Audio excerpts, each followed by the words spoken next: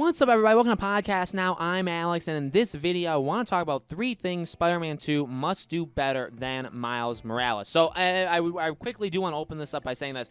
Firstly, thank you guys so much for all the support you've shown so far on these Spider-Man 2 videos. I truly do appreciate it. I've seen some of your guys' comments of suggestions of what you guys want to see in the future. I'm totally up for them. Keep leaving those suggestions in the comments below, and I will try to make videos on them. I really do try to make this channel a channel that you guys want to see stuff, right? I try to make those videos. So keep leaving the suggestions in the comments of more videos you guys want to see, and I'll absolutely keep making it. So this video, again, we're going to talk about not necessarily like huge weaknesses of Miles, but things overall, some things that maybe just flatly do need to be done better, but also things that just generally, just some kind of polishing, some perfecting of it, and I think Spider-Man 2 can be really absolutely incredible, okay? Now, as always, make sure you guys are subscribed to this channel, hit the bell icon so you guys know when all these videos go up, and if you guys haven't followed my second channel or subscribed to my second channel, please do. It's called Podcast Now Plus. Plus is in the word, not the symbol. You can search it on YouTube, or the link for it is in the description below. One more time, Podcast Now Plus.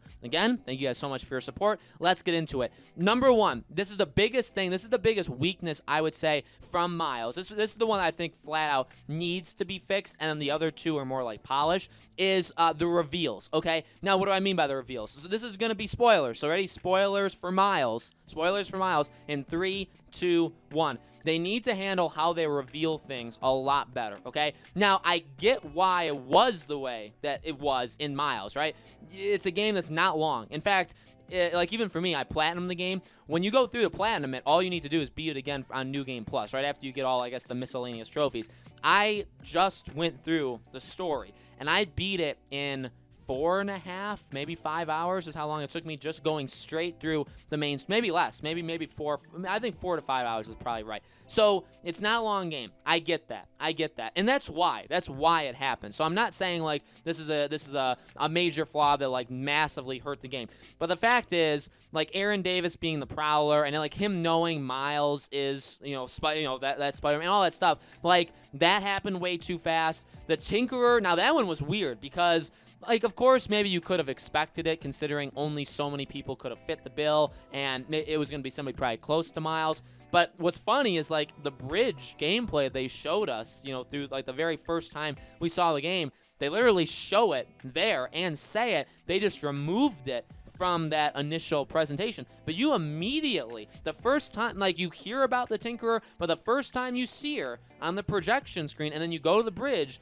you immediately know who it is. You immediately know. And I think that is my biggest, I would say, in terms of like storytelling, that's a huge flaw. I would argue. Now, if you guys don't agree, it's totally, I'm not here to tell you guys what to think, right? You guys can think whatever you want. If you disagree with me, it's totally cool.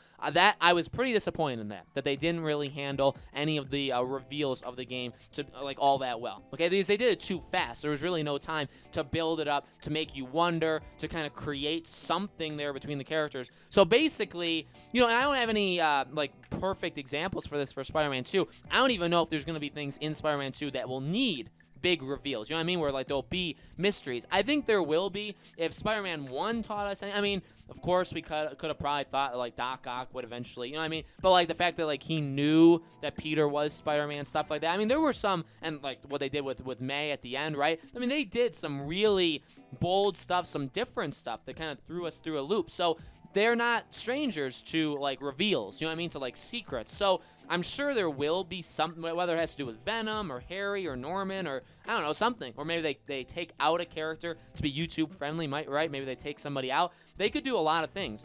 Whatever they do, I think they just need to handle it better. Again, I don't necessarily have the perfect example for that, but they rushed it, I would say, with Miles. I don't want them to rush it with in Spider-Man 2. The second thing, and I'm not saying this is something that they need to do better, but focusing on the combat of Peter. So this is not even necessarily something better than Miles. Miles, I really liked the combat. Just in general, I really thought the combat was really good in Miles. And more than that, I think it did, like, the thing I think that it really stood on its own 2 feet on was that it made Miles like his own character. Now, in the process, it kind of made Peter seem very, very weak. Now, Peter has a lot of different skills, and once you obviously level him up in Spider-Man, once you get all the skills, like, he's powerful, but, like, the Venom stuff that Miles can do and stuff like that, they made him really powerful, okay? Some could argue too powerful. I would maybe argue. I mean, again, there's nothing, I'm just poking fun, because I know some people are really diehards, and if you say anything negative, they immediately attack you.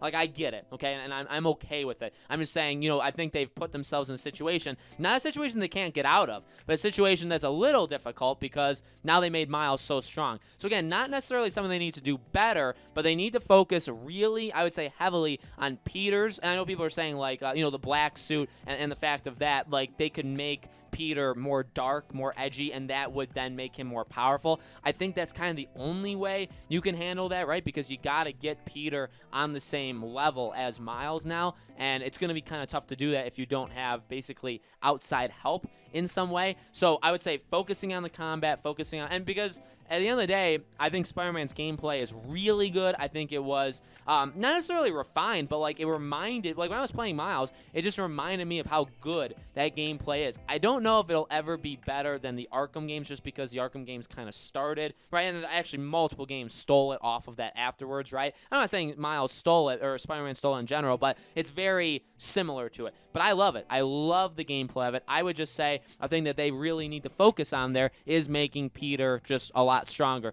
Third thing, this is something that I'm going to take actually from you guys. I've seen a lot of you guys say this in the comments, is the like parkouring, is basically the movements besides swinging. I think swinging in this game is really good. Is there going to be a time where maybe it gets boring, or is there going to be a time where innovation is going to be needed? Sure. And could that be in Spider-Man 2? I mean, yeah, they could come out and say, hey, we made the swinging even better. You know what I mean? If you thought the swinging was good, wait until you see this. They could totally do it. But in reality, and I do agree with people, I think a lot of the like movement needs to be kind of upgraded. When you're like running up like buildings, or you're kind of crawling or stuff like that, they move a little odd. Sometimes they're almost like magnetically attached to certain things. I think it really shows itself when you're doing like stealth stuff, where like sometimes pinpoint accuracy is like good, sometimes it like messes the game up. Again, like some things where like when you're running, and now when you're running up and down a building, okay, when you're trying to get to like the roof of it, that's okay. In fact, I would say it's pretty good. Of course, you could do better on that, but when you're running side to side and you're like going over edges, sometimes the game has a really hard time. Now, they have those animations where like when you're running side to side,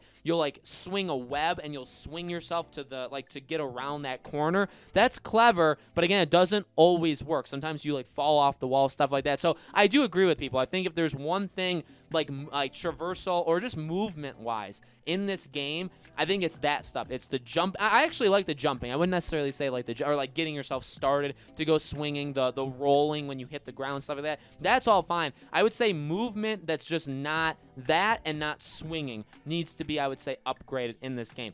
I'm sure there's more. I would throw in like side stuff, but to be honest with you, Miles did a lot better than Spider-Man 1 did with like the side missions and the crimes and stuff like that. I don't think they're perfect, but I think that they got much better, and Insomniac definitely listened to people, right? Because they made major changes to that in Miles. Now, you could say maybe it was just because it was a shorter game that they made those changes, but I think they know that some of those side missions were weird. They were too repetitive. They were too the same thing. Miles did a lot of things better. They handled it better with like the app, right, where everything was kind of like more in one place. So you could say that. I would maybe say that as like an honorable mention for the fourth, where it's like just keep getting better at that stuff.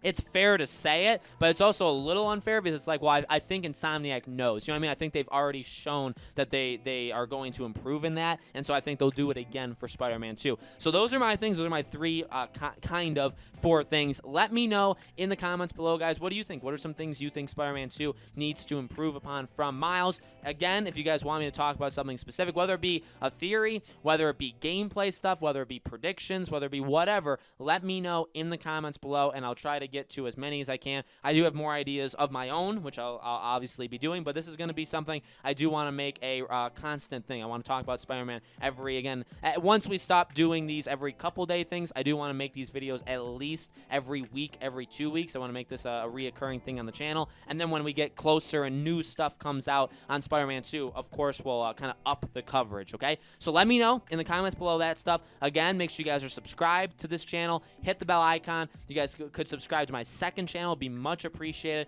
Podcast Now Plus. Again, plus is in the word, not the symbol. Link for it is in the description below. Thank you guys so much for watching. I really do appreciate, and I appreciate all the support you guys have been giving me. More Spider-Man videos coming very, very soon. I hope to see you guys there.